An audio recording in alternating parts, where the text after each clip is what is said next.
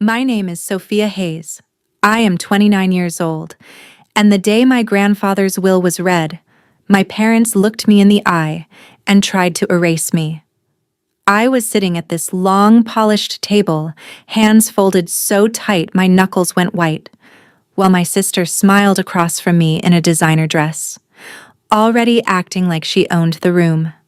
The lawyer cleared his throat and started with what my parents called the main part of the will. That was when my mom leaned forward, all sweetness, and announced that my sister would be receiving $15 million from my grandfather's estate. My dad slid a stack of documents toward her, and everyone murmured congratulations like it was some kind of fairy tale ending. Then he turned to me. No folder, no check, not even a token. He just shrugged and said, almost bored, "Your sister gets 15 million. As for you, Sophia, you can earn your own. Grandpa didn't want you to have anything." My mom nodded and added, "He said he was done with you. You chose your career over family. This is what he wanted." I felt the room tilt, but I did not argue, did not cry, did not give them the satisfaction of seeing me break. I just stared at the table and listened to them rewrite the story of a man who had once been my biggest supporter. And that is exactly when my grandfather's own lawyer pushed his chair back, stood up, and said there was a second document, sealed and hidden, that my parents had never been allowed to see. He said it was meant to be read only when everyone was in the same room, and especially when I was present. Have you ever sat there while your own family decided you were worth nothing, and wondered if you should walk away or wait to hear the one secret that could blow everything apart? Because what that lawyer read next is the reason my mother ended up screaming in front of everyone. Daniel Park, my grandfather's attorney, didn't flinch when my mother snapped that there was no second document. He just adjusted his glasses, slid a thick, sealed envelope out of his briefcase, and set it on the table like a bomb. "Mr. Arthur Hayes gave me explicit instructions," he said calmly. This codicil was to be kept confidential from everyone, including his son, until the day his will was read with all immediate family present, especially his granddaughter, Sophia. My mom's face drained of color. My dad tried to laugh it off, saying Grandpa must have been confused near the end, that there was no need to read anything else. Daniel ignored him, broke the seal, and unfolded several pages covered in my grandfather's careful handwriting and legal print. My heart hammered so loud I could barely hear him at first, but then the words cut through as if the room had gone silent. "To my granddaughter, Sophia Hayes," Daniel read, "I leave full controlling interest in HarborMind Analytics, the company I have quietly built and invested in over the last several years, as well as my personal investment accounts associated with it, held separately from my joint accounts with my son." He went on to explain that HarborMind was not some small side project. It was a growing tech company based out of Atlanta, built around an AI platform to help small businesses manage inventory, cash flow, and marketing decisions. It already had partnerships, contracts, revenue. It was worth far more than the $15 million my parents had just handed to Chloe. My dad finally stopped smirking. "That's impossible," he blurted out. Dad barely knew how to use his phone. He didn't build a tech company. Daniel looked straight at him. "With respect, Mr. Hayes, he learned. He sought outside expertise. He invested in the right people, and he insisted everything connected to HarborMind stay in his name only, so there would be no confusion about his intentions." My mother leaned forward, her voice sharp. "He was not in his right mind when he did that. He was old, he was sick, he was forgetting things. He told us Sophia wanted nothing to do with him." Daniel's expression tightened. "That is addressed here as well." He lowered his eyes to the page and continued. "I am fully aware," he read, "that Mark and Linda have kept Sophia away from me, changing plans, telling me she is too busy with her big city life, and telling her I am too tired or too confused to see her. They have told me she is ashamed of this family, that she does not call, that she does not care. I do not believe this. I have seen her messages disappear. I have had my calls redirected. I have watched them put Chloe in front of me with cameras and smiles while telling me Sophia wants nothing to do with an old man. My throat closed up. I remembered all the texts I sent that never got answered. The calls that went straight to voicemail, the times my mother said Grandpa was sleeping, or at a doctor's appointment, or having a bad day. Always when I tried to come home on short notice. Daniel kept reading. I have also noticed large transfers from my joint accounts into personal cards and accounts controlled by Mark and Linda, used to fund travel, vehicles, and lifestyle expenses primarily for Chloe. These were never discussed with me. When I asked questions, I was told I had already approved them, even when I had not. I may be old, but I am not stupid. My mother shot to her feet so fast her chair screeched across the floor. "That's a lie," she shouted. "He signed everything. We took care of him. We did everything for him while she was off in Chicago chasing some computer dream." She jabbed a finger in my direction like I was the problem here, like my existence was the insult. My dad tried a different angle, his voice cooler. Dad clearly wrote that under pressure. He had moments of paranoia. You know how it is at the end. People get suspicious. Daniel didn't move. His tone never rose, but every word sounded heavy. "Mr. Hayes, this codicil was drafted and signed in my office with medical clearance from his physician stating he was fully competent. I am prepared to present those records if necessary." Across the table, Chloe's mascara was starting to streak. She clutched the folder with her 15 million like it might disappear if she loosened her grip. "So what?" she snapped, voice shaking.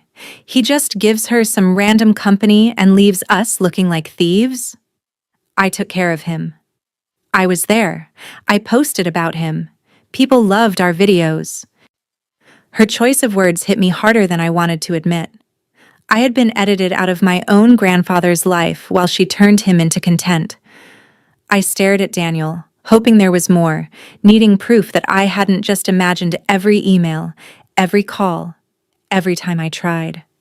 He sighed, glanced over the last page, and then looked up at my parents again. "Arthur knew there would be pushback," he said. "He anticipated that you would question his memory, his capacity, his decisions. He left further instructions and additional evidence, which I will present if this goes to court." My mom's hands were visibly shaking now. She grabbed my dad's arm. "Mark, do something," she hissed. "We can't let this stand. He can't just rewrite everything we agreed on." For the first time, my dad didn't have a quick answer. He stared at the papers in front of Daniel like he was doing the math and realizing too late that the numbers didn't favor him anymore. Sitting there, listening to all of it, pieces in my head started snapping into place. The missed holidays, the last-minute canceled visits, the way my parents always insisted on handling any banking to make things easier. The way Chloe flaunted trips and designer bags with no real job to back it up. Maybe you think you would have screamed, or flipped the table, or stormed out right then. But all I did was sit a little straighter and wait, because one question burned in the back of my mind. If this was only the beginning of what Grandpa had hidden from them, what else was about to surface that they couldn't talk their way out of? When Daniel said my grandfather had seen his messages disappear, it snapped something loose in my memory, and suddenly I was not in that conference room anymore. I was back in Savannah, sweating through my t-shirt on the front porch, while my sister Chloe twirled in a brand new dance costume in the driveway. My mom was filming her with her phone, yelling, "Gimme a spin, baby, followers love this," while my dad loaded suitcases into the trunk for their weekend trip to Orlando. I was 14, holding a flyer for a summer coding camp at the community college, and when I tried to hand it to my mom, she barely glanced at it. "We already told you, that thing is too expensive," she said, eyes still on Chloe. "Maybe next year. Besides, you spend enough time on that computer of yours. Go outside or something." She shoved the flyer back into my hands like it was junk mail. That was the pattern. Money for Chloe's dance competitions, for her ring light, for her brand, for another pair of limited edition sneakers because it would look good on camera. For me, it was always maybe later, maybe next year, maybe when things are less tight. Except things never seemed tight when it came to my sister. At school, it was the same script in a different room. Teachers would stop my parents at conferences to gush about Chloe's stage presence in the talent show, about how confident she was. When they got to my name, the comments shifted. Sophia is very bright, they would say, but she needs to participate more. She hides behind her projects. My mom would sigh and joke. She'd marry that laptop if she could. And my dad would add, we're working on getting her out of her shell. Like who I was needed correcting. The first person who handed me anything that looked like real investment was my grandfather, Arthur. One afternoon, he showed up in his old pickup truck with this beat-up laptop he had bought from a closing office supply store. It was slow and ugly and perfect. They say the case is scratched, the processor is old, he told me with a wink, but I say it just means it already has stories. Now it can help you write yours. He set it on the kitchen table like it was made of glass. My mom frowned at it and muttered something about more screen time. But Grandpa ignored her. He started bringing me books the way other grandparents bring candy. Intro to Python. Data analysis for small business owners. Excel for dummies he thought was hilarious. He hardly knew any of it at first, but he would sit with me at that same kitchen table and read the chapters out loud anyway, asking questions, making me explain what a loop was, what a dataset was, what it meant to clean data. He would nod seriously, then look over his glasses and say, "So in English, kiddo, how does that help somebody running a store like mine?" My parents rolled their eyes whenever they walked past. "She is never going to use that in real life," my mom would say. "At least Chloe's dance gives her some presence. That matters." One night I remember clearly, Chloe was trying on outfits for a video, sequins scattering across the bedroom floor, and my mom was zipping her up, telling her how gorgeous she looked. I came in, excited, holding a printout of a little chart I had made showing how Grandpa's store could save money by reordering certain items only once a month instead of every week. "Look," I said, "if he does this, he could save like $800 a year just on nails and screws." My dad glanced at it for half a second and said, "That's nice, honey, but you can't run a business on pretend math from a teenager." Chloe laughed and said, "Wow, nerd attack," and went back to practicing her poses. The thing is, Grandpa did look at it. The next day, he took me to his store, walked me down the aisles, and pointed at the shelves. "Show me again," he said. "Where would we change the order?" We stood there between paint cans and power tools with my wrinkled piece of paper, and he listened like I was some consultant he'd hired. Later, he patted the top of my head and said, "You see patterns the rest of us miss, Sophie. Don't forget that." One year, when I was 17, I entered a local hackathon on a whim.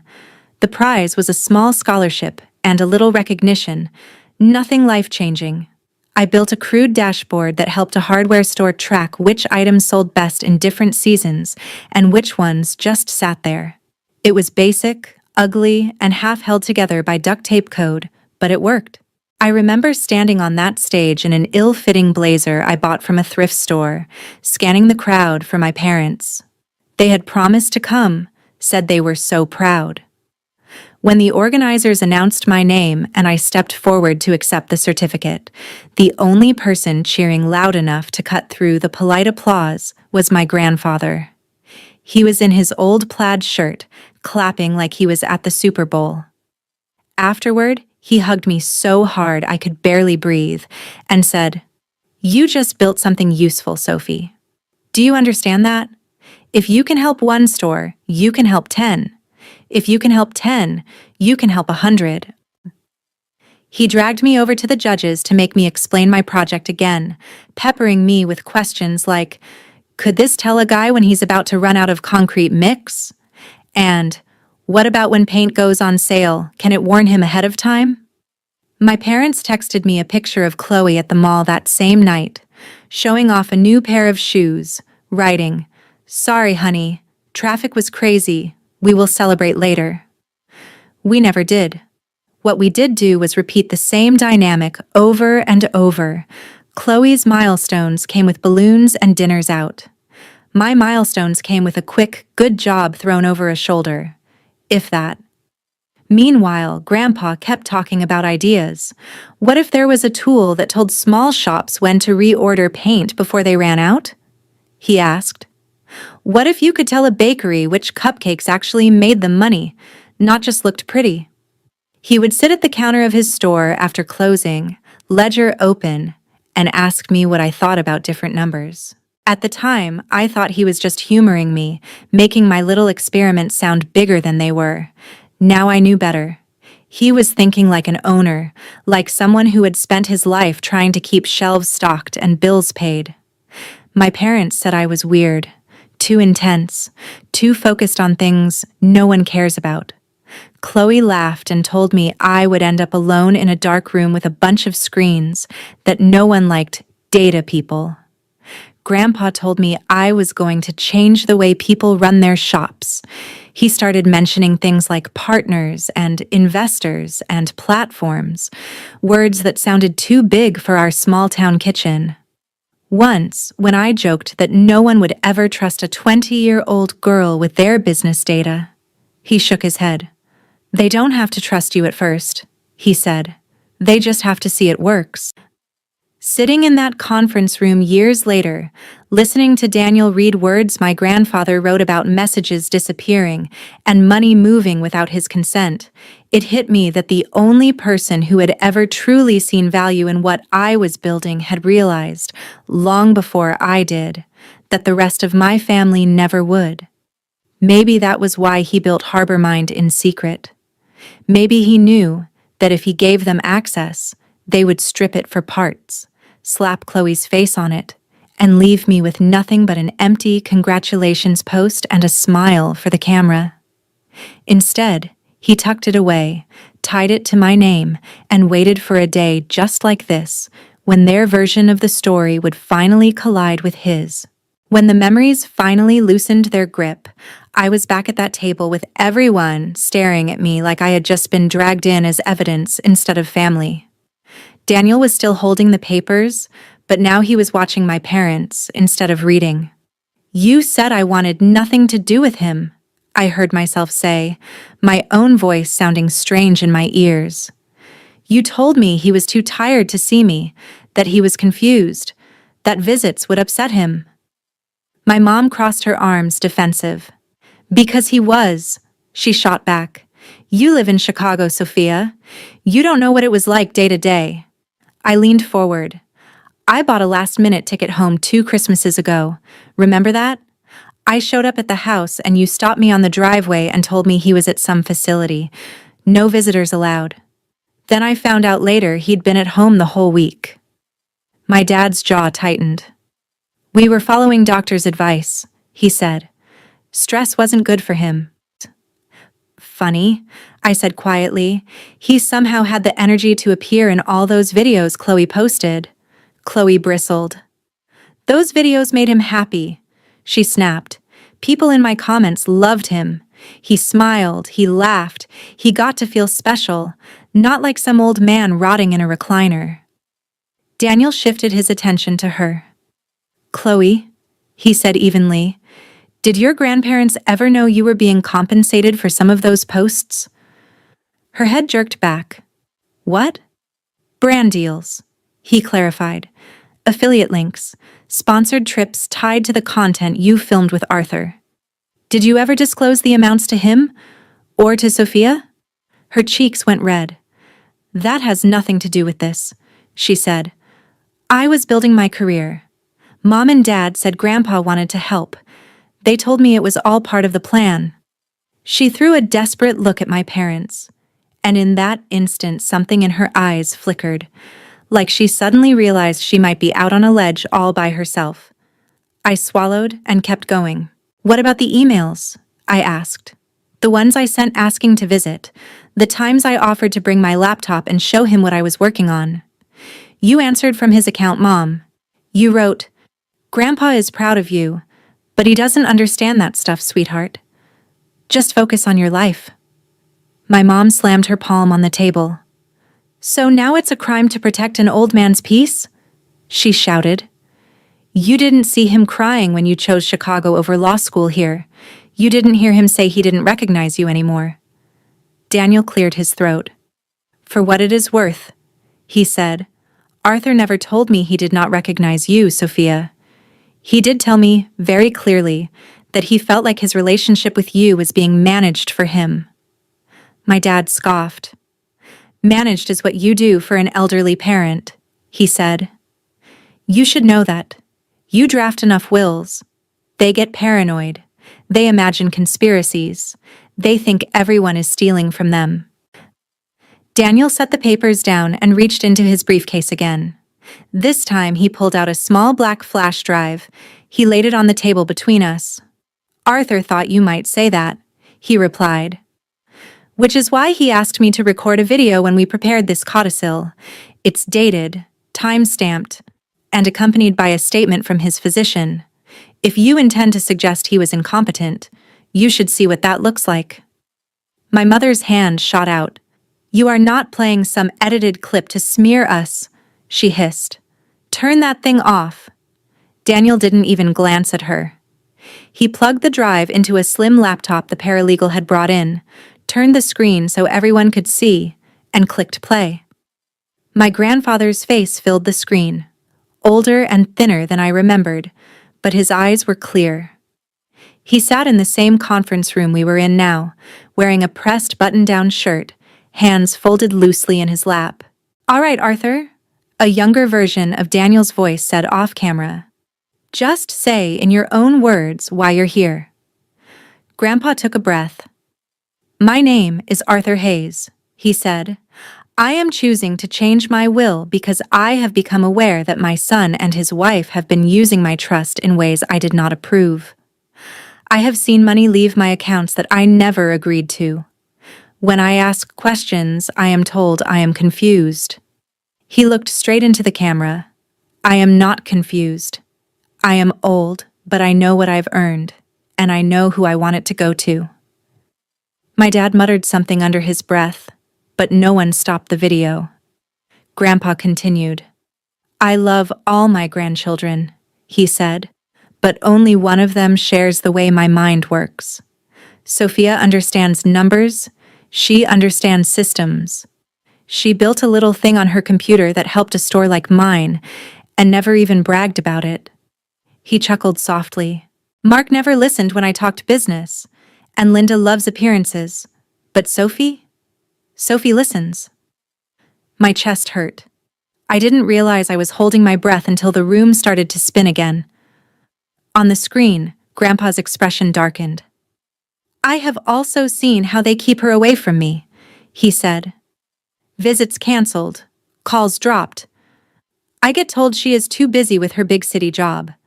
Then I hear from Ruth that Sophia drives all the way down and my son sends her home from the driveway. I know what that is. That is control. That is fear that the two of us will talk and compare stories. He shifted in his seat, anger flashing across his features in a way I had rarely seen. If they are watching this, it means they are contesting my decision, he said. It means they are once again trying to take what does not belong to them. So let me make it plain. Harbor Mind Analytics, every share, every related account is for Sophia. Not because she is my favorite, but because she is the only one who can use it for what it is meant to do. He paused, eyes glistening. Help the little guys. Help the people running shops like I did, who never had these tools. Daniel's voice came back in the recording. Arthur, are you making this decision under pressure from anyone? Grandpa gave him a look like the question insulted him. The only pressure I feel is time, he snapped. I am making this choice now while I can, because I know if I wait, They will convince some doctor to write me off as senile and sign whatever they put in front of me. I want this on record before that happens." The screen froze on his face, then went black. No one spoke. The only sound was the low hum of the air conditioner and Chloe's uneven breathing. My mother's mascara had fully surrendered, black streaks cutting down her cheeks. She looked at my dad like he was supposed to have some way out of this. Some legal loophole or clever line that would undo what we had all just seen. Instead, he stared at the blank screen, fingers drumming a frantic rhythm on the table. "You can take that to court," he said finally, voice hoarse. "But it doesn't change the years we spent taking care of him. A jury will see that. They will see what we sacrificed." Daniel closed the laptop with a quiet click. "You are free to challenge the will," he said. "If you do, the video, the financial records, and the physician's statement regarding Arthur's capacity will become part of the public record." He glanced briefly at Chloe, whose influencer life depended on public perception. "And given the nature of the transfers we have documented, there may also be questions raised that go beyond probate court." That was the moment my dad's fingers stopped tapping, the moment my mother stopped shouting, and the moment I realized this was not just about who got what. This was the beginning of something much bigger. And for once, they were the ones who should be afraid of what came next. The fight my parents promised never made it to some dramatic jury trial with witnesses crying on the stand. Once Daniel filed the codicil, the video, and the bank records, their bluff collapsed under the weight of numbers they couldn't charm or cry their way around. There were meetings, of course. They hired a lawyer who walked into the first conference room loud and confident, shaking hands too hard, telling my parents not to worry, that these things are always negotiable. He walked out after the first disclosure hearing looking like he needed a strong drink and a different client. The court appointed a forensic accountant to go through years of transactions on my grandfather's joint accounts, and every family expense that had quietly padded Chloe's brand and my parents' lifestyle started showing up in spreadsheets and exhibits instead of Instagram stories. The judge didn't care how many videos Chloe had posted holding Grandpa's hand or how many heartfelt captions she'd written about cherishing moments. He cared about the power of attorney my dad had used to move money out of those accounts for unspecified personal expenditures. He cared about timing, transfers right before luxury vacations, right before a new SUV, right before Chloe's sponsored trips that somehow got paid partly out of Grandpa's funds. He cared about the fact that when Arthur questioned those withdrawals, emails mysteriously vanished. When their attorney tried to argue that Arthur had verbally approved everything, Daniel slid the video across the table, and the judge watched the part where my grandfather looked straight into the camera and said, "I have seen money leave my accounts that I never agreed to. When I ask questions, I am told I am confused. I am not confused." After that, there wasn't much room left to spin. The medical report attached to the file confirmed he'd been evaluated as competent when he changed his will. The accountant's report laid out the misuse of funds in columns that didn't care about anyone's feelings. The court validated the codicil and confirmed Harbor Mind Analytics, and the associated accounts were mine, exactly as Arthur intended. On top of that, the judge ordered my parents to repay what they had taken from the joint accounts, plus interest and penalties. They didn't have it. They had been living like the money would never run out. To even begin making a dent, they had to sell the big house in Savannah with the white columns and perfect lawn my mom used to pose on for holiday photos, the house she once called our legacy. They sold the 2 high-end cars they loved to park in the driveway just to be seen, the ones Chloe used as props in her Day in My Life vlogs. Word got out, because of course it did. Small towns are cruel and efficient that way.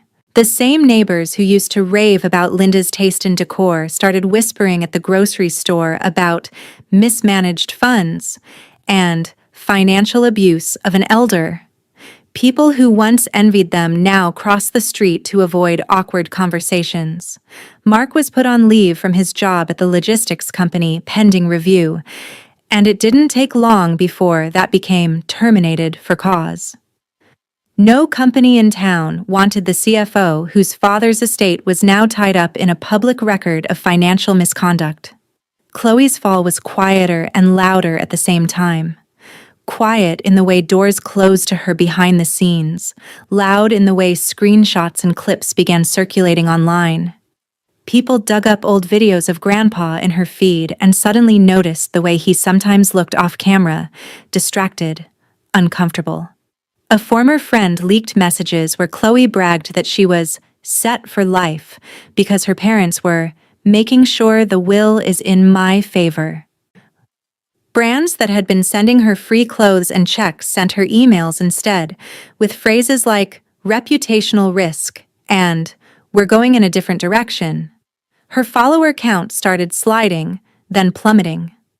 The comments under her old posts turned from heart emojis to questions she couldn't delete fast enough. She posted a teary video about misunderstandings and online hate. But without the glossy trips and endless hauls, the algorithm moved on, and so did her audience. While all of this unfolded, I signed papers in a different courthouse room, ones that formally separated my financial life from theirs. No more shared anything. No more emergency contacts with their phone number just in case. No more backdoor access to accounts for safekeeping. Daniel slid the last form across to me and said, "Once you sign this, they have no legal claim to HarborMind or to any assets that come from it. Not now, not later." My hand shook for a second, not from doubt, but from the weight of cutting the last invisible cord. Then I signed, and for the first time, their disappointment was no longer something that could cost me money or freedom. I moved into a modest apartment in Atlanta at first, close to where HarborMind's tiny team was already working out of a rented office that still smelled like paint and new carpet. Grandma Ruth refused to stay in the Savannah house while it was being gutted for sale, so she packed her life into a couple of suitcases and came with me, her photo albums stacked on top of my boxes of cables and old notebooks. She left behind the fancy furniture and took the framed picture of her and Arthur at the store on opening day instead. My parents, stripped of the image they had worked so hard to project, slipped out of town not long after the sale closed. Through distant relatives and the occasional slip on social media, I heard they ended up in a small rental in Nevada, chasing cheaper rent and anonymity. No more charity galas, no more club memberships, no more curated Christmas cards on thick glossy paper. They didn't call. They didn't text. If they talked about me at all, it wasn't to my face. And for the first time, the silence between us was something I chose, rather than something they controlled. On one of the last days before Ruth and I left Savannah, I walked through the empty house alone. The echo of my footsteps sounded wrong in rooms that used to be packed with decorations and noise. I stood in the doorway of the den, where I had once sat on the floor with that beat-up laptop, where Grandpa had leaned over my shoulder to ask what all those numbers on the screen meant. I could almost hear his voice, low and amused, saying, "Show me how this helps a guy like me, Sophie." The walls no longer felt like they belonged to my parents' version of our family. Without the furniture and framed illusions, the place felt hollow, like a stage after the show is over, props carried off, audience gone home. Whatever performance they had been putting on here was finished. The real legacy Arthur left wasn't the wood and plaster they were losing. It was the code, the company, and the conviction that I never had to beg to be valued again. They had spent years using his money to build an image. He had spent those same years using his mind to build a future for me. In the end, their image crumbled. His future stood. 4 years later, if you had walked into HarborMind's office in downtown Atlanta, you would never have guessed it started as a side project on a beat-up laptop and a promise made in a will that almost got buried. We had real glass doors now, a logo on the wall, a team of 50 engineers, analysts, and support staff who spent their days building tools for people who looked a lot more like my grandfather than like my parents' country club friends. Our platform helped small hardware stores, bakeries, barbershops, corner bodegas, you name it, track their inventory, forecast demand, and to understand which products actually made them money. When a storm was coming, HarborMind could tell a tiny coastal shop exactly how many generators to order. When a bakery wanted to know which cupcakes to stop making, our dashboards answered in plain language. Every time a client called to say, "We didn't go under this quarter because of your software," I heard my grandfather's voice, the way he had said, "Help the little guys." We hosted free workshops twice a month, inviting local business owners into our space, feeding them pizza, walking them through their numbers in a way no bank ever had. I set up a scholarship fund in Arthur's name for students from working-class families who wanted to study data or computer science, and every year we handed out a stack of refurbished laptops like the one he had bought me, except these actually booted up in under 10 minutes. Chloe reached out the second year after the will reading. It started with a long email that sat in my inbox for weeks before I opened it. She didn't ask for money, she didn't ask for a shout-out.